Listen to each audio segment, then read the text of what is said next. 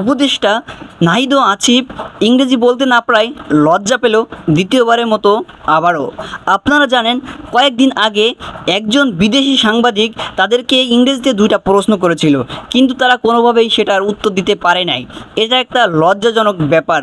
আবারও এটা নিয়ে তোলপাড় ঘটেছে।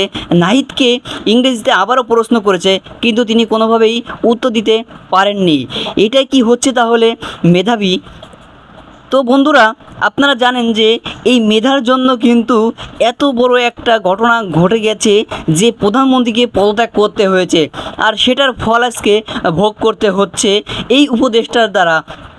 আপনারা জানেন যে এই নাহিদ আর আসিফ কিন্তু নতুন উপদেষ্টা হয়েছে, কিন্তু তার পরিণতি কী হয়েছে আপনারা কিন্তু সেটা অলরেডি দেখতে পেরেছেন।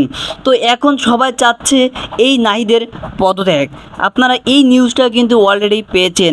আসলে একজন উপদেষ্টা যদি ইংরেজিতে কথা বলতে না পারে, এটা থেকে আর লজ্জার কোনো কিছুই নেই।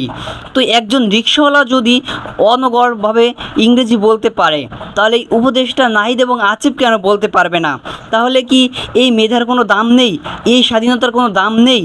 তো এই জন্যই কিন্তু বলা হয়েছে যে এই নাহিদেরও কিন্তু এখন আমরা